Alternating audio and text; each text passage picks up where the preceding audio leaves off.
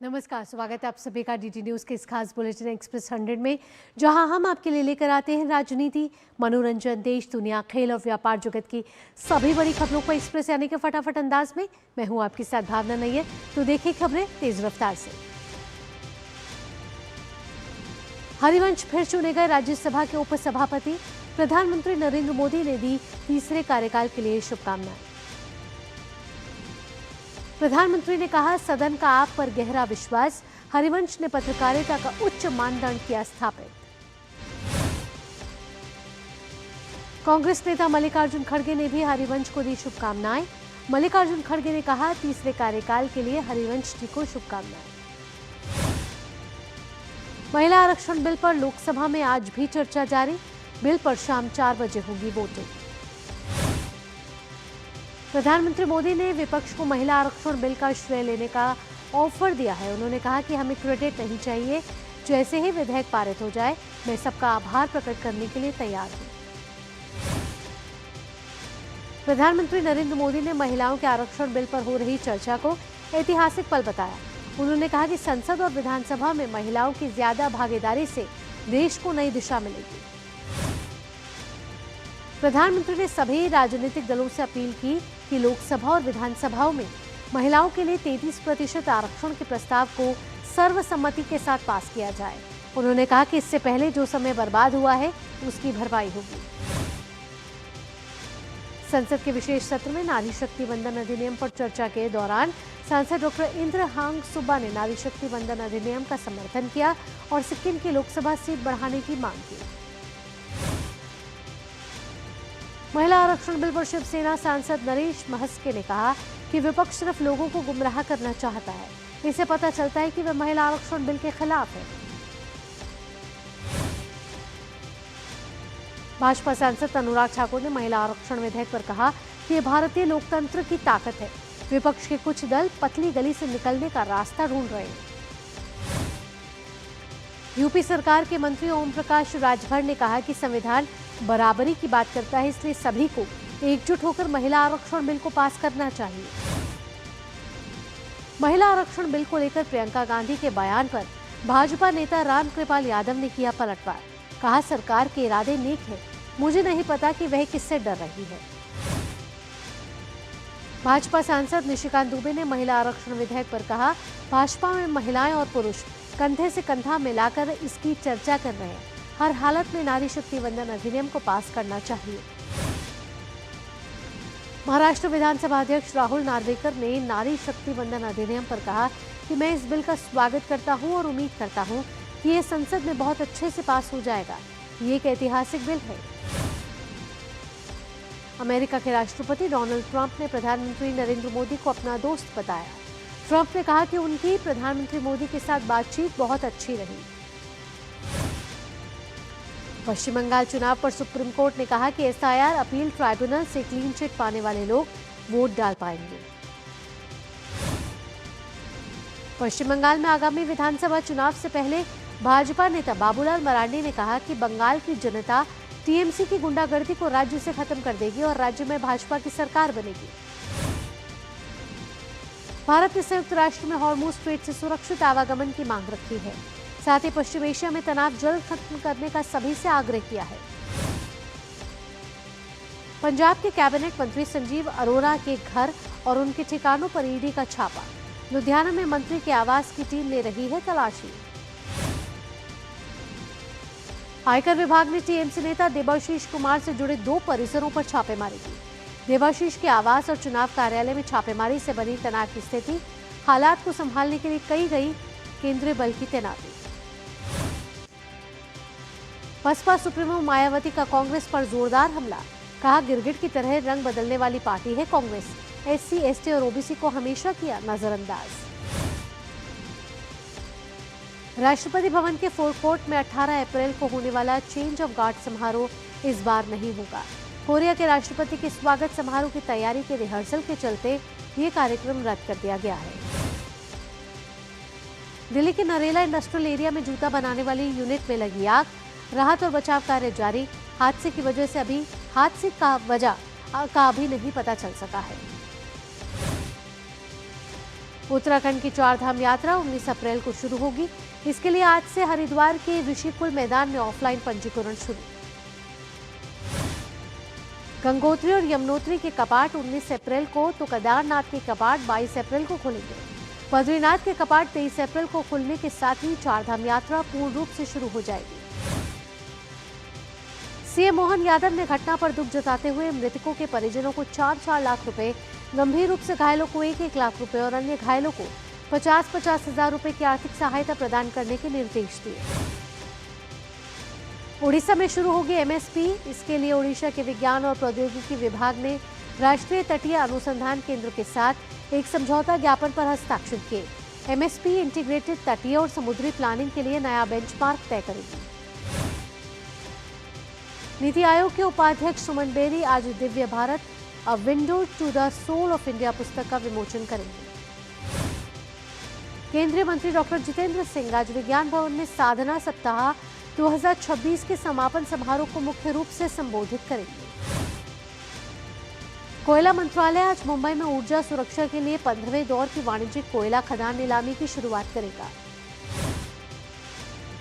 AICTE के अध्यक्ष professor Yogesh Singh आज उच्च शिक्षा के लिए वाणी योजना 2026-27 का आधिकारिक शुभारंभ करेंगे।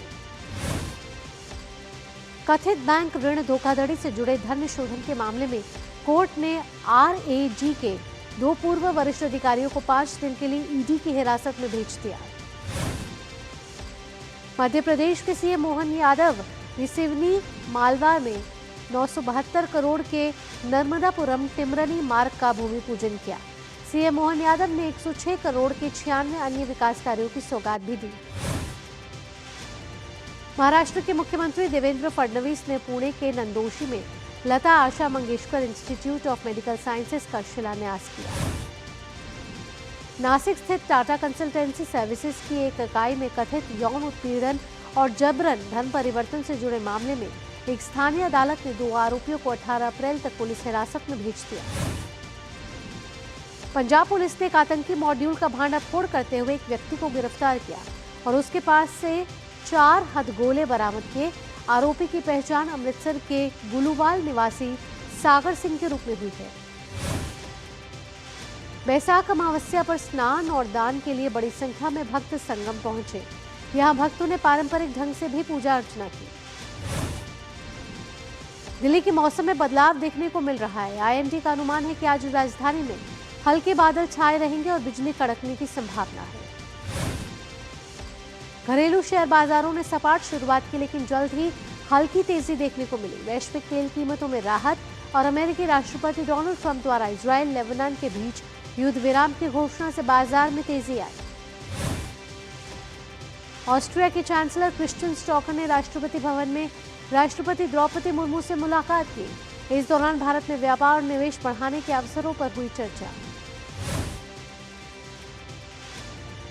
वाणिज्य और उद्योग मंत्री पीयूष गोयल ने कहा कि भारत ने वित्त वर्ष 2025-26 में 860 अरब डॉलर के कुल निर्यात के साथ माल एवं सेवाओं के निर्यात में नया रिकॉर्ड बनाया। पीयूष गोयल ने कहा कि भारत ने निर्यात का नया रिकॉर्ड बनाया है। ये देश के लिए गर्व का विषय है कि भारत ने 2025-26 में निर्यात के मामले में नया कीर्तिमान स्थापित किया है। भारतीय रिजर्व बैंक आज 2 लाख करोड़ रुपए की 7 दिन की परिवर्तनीय दर रिवर्स रेपो नीलामी आयोजित करेगा। आरबीआई के इस कदम का उद्देश्य बैंकों से अल्पकालिक आधार पर धन जुटाकर बाजार में अतिरिक्त नकदी को नियंत्रित करना है। National council joint consultative machinery ने 8वें वेतन आयोग को दिए ज्ञापन में केंद्रीय कर्मचारियों के न्यूनतम वेतन को 18,000 रुपए से बढ़ाकर 69,000 रुपए करने का प्रस्ताव रखा।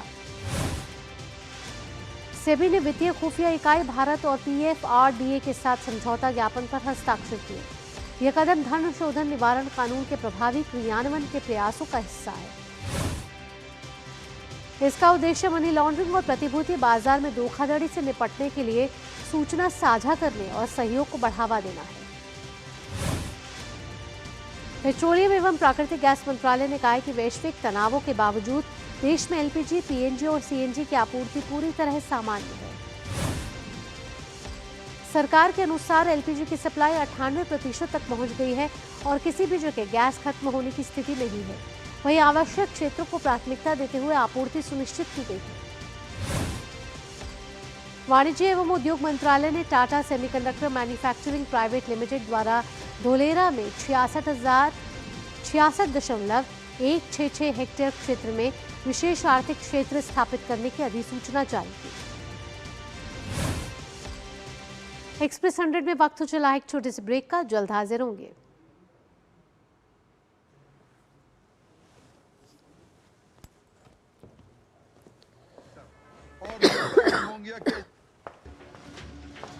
फिर तपता है, पिघलता है और बनता है फौलाद। अब होता है सरिया सारी खूबियों के साथ। मोंगिया स्टील, मजबूत देश का मजबूत सरिया।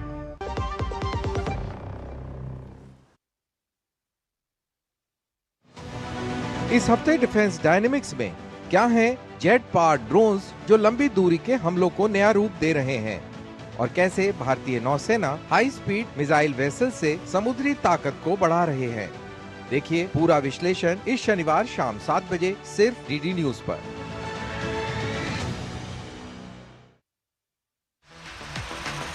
क्या आपको भी लगता है कि आपका डेटा बहुत जल्दी खत्म हो रहा है? क्या आप अपने सिम को लेकर सावधान हैं? सरकार उठा रही है आपको सेफ रखने के लिए क्या कदम? अब तक हमारे पास 9 लाख से ज्यादा रिपोर्टिंग नागरिकों ने की है, ऐसे सस्पेक्ट कॉल्स मैसेजेस की, जिसके आधार पर हमने 41 लाख से ज़्यादा नंबरों को बंद किया है। साइबर फ्रॉड में 2 चीज़ें बहुत इम्पॉर्टेंट हैं, फियर एंड ग्रीड। किसी भी फ्रॉड के विक्टिम को पहुंचने के लिए पहले कम्युनिकेशन की ज़रूरत होती है, उस तक कैसे पहुंचा जाए। ये कहा जाता है कि हम दूरसंचार विभाग से बोल रहे हैं, TRAI से बोल रहे हैं और आपका नंबर जो है वो 2 घंटे में कट जाएगा। तो देखिए साइबर अलर्ट शनिवार रात 10 बजे सिर्फ डीडी न्यूज पर। ब्रेक के बाद आपका स्वागत है। राज्यसभा की कार्यवाही की तरफ चलेंगे, जहां जेपी नड्डा अपने विचार रख रहे हैं। जिन लोगों को सोशलिस्ट मूवमेंट, कम्युनिस्ट मूवमेंट और अन्य मूवमेंट्स को देखने का मौका मिला और उसके बीच में रह करके अपने बैलेंस को बना करके आगे बढ़ने का मौका मिला, वो बहुत ही दुर्लभ चीज है, सबको नहीं मिलती है, मैं ऐसा मानता हूं। मुझे भी कुछ उसका अंश देखने को मौका मिला। आपका सिर्फ जयप्रकाश नारायण के गांव से ही संबंध नहीं था, जयप्रकाश नारायण जी के जीवन से बहुत बड़ा संबंध था। और जीवन के साथ साथ आपको जो प्रेरणा मिली है, उस प्रेरणा को जिन लोगों के साथ आप पले बढ़े और आगे आपका जीवन आगे बढ़ा, उसने आपको बहुत मजबूती प्रदान की और बहुत ही, जिसको कहते हैं ऑन स्ट्रॉन्ग फुटिंग, आपने जीवन को आगे बढ़ाया है। ऐसे जिसको हम कहेंगे कि एक अच्छी बैकग्राउंड के साथ बनारस हिंदू यूनिवर्सिटी की प्रोडक्ट के रूप में आपने जो उस समय के आंदोलन और उस समय की चीज़ों को देखा है, समझा है और उसको जिया है, उससे आपका जो रिच बैकग्राउंड बना है, उसको आपने अपने जीवन में उतारा है। वह सच में, मैं अपनी बात कुछ भावनाओं में कह रहा हूँ, इसलिए उसको एक्सप्रेस कर पा रहा हूँ या नहीं ये मुझे मालूम नहीं, लेकिन मैं इतना ज़रूर कहूँगा कि एक उपसभापति ही नहीं, बट कि एक वेरी एक्सपीरियंस पर्सनालिटी एज उपसभापति हमारे यहाँ फिर से आप के रूप में आप काम कर रहे हैं। आपको मेरी ओर से, हमारी पार्टी की ओर से, सरकार की ओर से और सभी हाउस वालों की तरफ, हाउस के सदस्यों की तरफ से आपको बहुत बहुत शुभकामनाएं। आप इसी तरीके से आगे बढ़ें। Honorable members, along with you, I extend my heartiest congratulations to Sriman Harivansh ji on his election as the Deputy Chairman of the Rajya Sabha.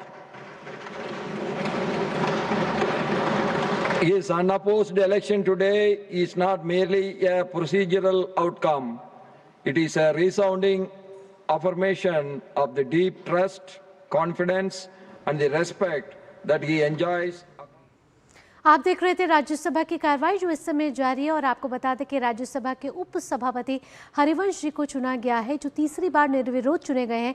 नेता सदन राज्यसभा जयप्रकाश नड्डा इस समय राज्यसभा को संबोधित कर रहे थे, जहां उन्होंने हरिवंश जी को बधाई दी और जयप्रकाश नारायण के गांव से वो आते हैं तो उन्होंने बताया कि जयप्रकाश नारायण के गांव से नहीं उनके जीवन से वे कितना प्रभावित है और साथ ही साथ अपनी पार्टी की तरफ से उन्होंने शुभकामनाएं दी हैं। रफ्तार भरी खबरों के सिलसिले को बढ़ाते हैं आगे। परियोजना से करीब 21,000 रोजगार सृजित होने की उम्मीद है और ये देश का पहला चिप निर्माण प्लांट होगा जो भारत को वैश्विक सेमीकंडक्टर हब बनाने की दिशा में एक बड़ा कदम माना जा रहा है। FSSAI ने फलों को कृत्रिम रूप से पकाने के लिए इस्तेमाल होने वाले प्रतिबंधित रसायनों खासकर कैल्शियम कार्बाइड पर रोक को सख्ती से लागू करने के निर्देश दिए। FSSAI ने राज्य खाद्य आयुक्तों को पत्र लिखकर फल मंडियों और गोदामों में निरीक्षण बढ़ाने और ताज़े फलों की बिक्री पर कड़ी निगरानी रखने को कहा ताकि उपभोक्ताओं की सुरक्षा सुनिश्चित की जा सके। केंद्र सरकार ने AI नीति और उसके आर्थिक प्रभावों को दिशा देने के लिए AI governance and economic group का गठन किया। आधिकारिक बयान के मुताबिक केंद्रीय इलेक्ट्रॉनिक्स और सूचना प्रौद्योगिकी मंत्री अश्विनी वैष्णव इस अंतर मंत्रालयीय निकाय की अध्यक्षता करेंगे। गूगल ने अपने AI मंच जेमिनाई की मदद से साल 2025 में भारत में नीति का उल्लंघन करने वाले 48.37 करोड़ विज्ञापनों को हटाया, साथ ही 17 लाख विज्ञापन दाता खातों को निलंबित भी किया। लद्दाख प्रशासन ने बागवानी को बढ़ावा देने के लिए लुलू रिटेल के साथ समझौता ज्ञापन पर हस्ताक्षर किए, जिसके तहत 1000 टन लद्दाखी खुबानी का निर्यात होगा। वैश्विक आपूर्ति श्रृंखला की चुनौतियों के बीच भारत और रूस ने इस्पात क्षेत्र में सहयोग को मजबूत करने के लिए गोलमेज सम्मेलन का आयोजन किया। इस्पात मंत्रालय ने बताया कि बैठक में कच्चे माल की खरीद, तकनीकी सहयोग, उपकरण विनिर्माण और शोध अवसरों जैसे प्रमुख इस्पात क्षेत्र के शोध सहयोग पर चर्चा हुई। पश्चिम एशिया में जारी तनाव कम होने की उम्मीद के बीच आज अंतर्राष्ट्रीय कच्चे तेल की कीमतों में करीब 2% तक गिरावट दर्ज की गई। विप्रो कंपनी के बीते वित्त वर्ष की चौथी तिमाही में एकीकृत शुद्ध लाभ 1.89% की गिरावट के साथ 3,501.8 करोड़ रुपए रहा। HDFC लाइफ इंश्योरेंस के प्रीमियम आय बढ़ने के कारण मार्च 2026 में समाप्त तिमाही में एकल शुद्ध मुनाफा 4% बढ़कर 495.65 करोड़ रुपए हुआ। अंतर्राष्ट्रीय मुद्रा कोष ने पाकिस्तान की अर्थव्यवस्था को लेकर चिंता जताते हुए 2026-2027 के वित्त वर्ष के लिए विकास दर का अनुमान घटाकर 3.5% किया। साथ ही पाकिस्तान की महंगाई का अनुमान बढ़कर 8.4% किया। IMF ने चेतावनी दी है कि मध्य पूर्व तनाव बढ़ने पर वैश्विक अर्थव्यवस्था भी प्रभावित हो सकती है। पाकिस्तानी केंद्रीय बैंक SBP ने सऊदी अरब से 2 अरब अमेरिकी डॉलर की राशि मिलने की पुष्टि की। इजराइल और लेबनान के बीच 10 दिन के संघर्ष विराम के बाद अमेरिकी राष्ट्रपति डोनाल्ड ट्रंप ने कहा कि उम्मीद है कि हिजबुल्लाह अच्छे से व्यवहार करेगा। ट्रुथ सोशल पर पोस्ट करते हुए ट्रंप ने कहा कि यह हिजबुल्लाह के लिए एक महान पल होगा। अब और कोई हत्या नहीं होगी, शांति प्राप्त करना अब जरूरी है। इजरायली प्रधानमंत्री बेंजामिन नेतन्याहू ने कहा कि उन्होंने लेबनान में 10 दिन के युद्ध विराम पर सहमति जताई ताकि डोनाल्ड ट्रंप की शांति पहल को आगे बढ़ाया जा सके। नेतन्याहू ने कहा कि शांति समझौते में ईरान समर्थित हिजबुल्लाह आतंकवादियों का खात्मा शामिल होना चाहिए। उन्होंने कहा कि इजरायली सेना दक्षिणी लेबनान में बनी रहेगी। नेतन्याहू ने यह भी कहा कि ट्रंप ने उन्हें आश्वासन दिया कि वे हॉर्मुज स्ट्रेट की नाकाबंदी जारी रखने और ईरान की परमाणु क्षमताओं को नष्ट करने के लिए दृढ़ संकल्पित हैं। दक्षिणी लेबनान के सिदोर में 10 दिन के युद्ध विराम के बाद जश्न का माहौल देखने को मिला। लोगों ने सड़कों पर गाने गाए और हॉर्न बजाकर अपनी खुशी जताई। लेबनान और इजरायल के बीच युद्ध विराम लागू होने के बाद क्षतिग्रस्त पुलों की मरम्मत का काम शुरू हुआ, जिससे हालात सामान्य करने की कोशिशें तेज हुई। रूस ने यूक्रेन पर इस साल का अब तक का सबसे भीषण हमला किया। हमले में 17 से ज्यादा लोग मारे गए और 100 से ज्यादा लोग इस हमले में घायल हुए। यूक्रेनी राष्ट्रपति वोलोदिमीर ज़ेलेंस्की ने इस हमले की कड़ी निंदा की है। उन्होंने कहा कि रूस को वैश्विक नीति में कोई भी नरमी या प्रतिबंधों में ढील नहीं मिलनी चाहिए। ज़ेलेंस्की ने हमले को रूस की बर्बरता बताया और उसके खिलाफ अंतर्राष्ट्रीय समुदाय को कड़े कदम उठाने की मांग की। कतर के अमीर शेख तमीम बिन हमद अल थानी ने मस्कट में ओमान के सुल्तान हैथम बिन तारिक अल सैयद से की मुलाकात। इस दौरान दोनों नेताओं ने बरका पैलेस में एक बैठक की, जिसमें उन्होंने क्षेत्रीय घटनाक्रमों और सुरक्षा पर की चर्चा। ईरान में जारी युद्ध के बीच मध्य तेहरान के यूसुफ आबाद सिनेगॉग में ईरान के यहूदी समुदाय के सदस्य एकत्रित हुए और प्रार्थना और एक समारोह आयोजित किया गया। समुदाय के सदस्यों ने कहा कि यह संघर्ष यहूदियों के खिलाफ नहीं बल्कि राजनीतिक ताकतों के बीच है और धर्म के आधार पर विभाजन नहीं होना चाहिए। मध्य अमेरिका, डोमिनिकन गणराज्य और संयुक्त राज्य अमेरिका की सैन्य बलों ने अल साल्वाडोर में एक बहुराष्ट्रीय सैन्य अभ्यास शुरू किया। संयुक्त राज्य दक्षिण कमान के नेतृत्व में यह अभ्यास क्षेत्रीय सुरक्षा, मादक पदार्थ तस्करी और अवैध प्रवासन से निपटने पर केंद्रित है। यह अभ्यास 27 अप्रैल तक एल साल्वाडोर के कई स्थानों पर चलेगा, जहां एल साल्वाडोर संयुक्त राज्य अमेरिका के साथ मिलकर अभ्यास की सह मेजबानी करेगा। चिली के राष्ट्रपति जोसे एंटोनियो कास्ट की सरकार ने अवैध प्रवासियों के खिलाफ कार्रवाई शुरू करते हुए 40 विदेशी नागरिकों को निष्कासित किया। अधिकारियों के अनुसार इनमें से कई प्रवासी आपराधिक मामलों में शामिल थे और प्रवासन नियमों को और सख्त करने की तैयारी है। पाकिस्तान के सेना प्रमुख फील्ड मार्शल आसिम मुनीर ने ईरान के राष्ट्रपति मसूद पेजेश्कियन से मुलाकात कर क्षेत्रीय तनाव कम करने पर चर्चा की। आईपीएल में आज गुजरात टाइटंस और कोलकाता नाइट राइडर्स के बीच मैच खेला जाएगा। ये मुकाबला गुजरात के होम ग्राउंड अहमदाबाद में शाम 7:30 बजे से शुरू होगा। गुजरात टाइटंस ने 4 मैच खेले हैं और उसे 2 मैच में जीत हासिल हुई है, जबकि 2 ही मैच में हार मिली है, जबकि केकेआर जीत की तलाश में है। पंजाब किंग्स ने आईपीएल के मौजूदा सीजन में लगातार चौथी बार जीत हासिल की है। पंजाब किंग्स ने टीम ने मुंबई इंडियंस को 7 विकेट से हराया। पंजाब किंग्स ने मुंबई इंडियंस की ओर से मिले 196 रन के लक्ष्य में 17वें ओवर में 3 विकेट पर हासिल कर लिए जीत और इस जीत से पंजाब की टीम पॉइंट्स टेबल में शीर्ष पर पहुंच गई है। अर्शदीप सिंह ने इंडियन प्रीमियर लीग में 100 विकेट पूरे कर एक बड़ी उपलब्धि हासिल की। उन्होंने यह कारनामा पंजाब किंग्स और मुंबई इंडियंस के बीच खेले गए मुकाबले में किया। अर्शदीप आईपीएल इतिहास में 100 विकेट लेने वाले 31वें खिलाड़ी बने। खास बात यह कि वे पंजाब किंग्स के लिए यह उपलब्धि हासिल करने वाले पहले गेंदबाज हैं। चेन्नई सुपर किंग्स के तेज गेंदबाज खलील अहमद कूले की चोट के कारण इंडियन प्रीमियर लीग से बाहर हो गए हैं। तेज गेंदबाज खलील अहमद का आईपीएल से बाहर होना फ्रेंचाइजी टीम के लिए करारा झटका है। खलील ने सीएसके की तरफ से अभी तक सभी 5 मैच में हिस्सा लिया है। आईसीसी के चेयरमैन जय शाह को वर्ल्ड इकोनॉमिक फोरम ने young global leaders class of 2026 में शामिल किया है।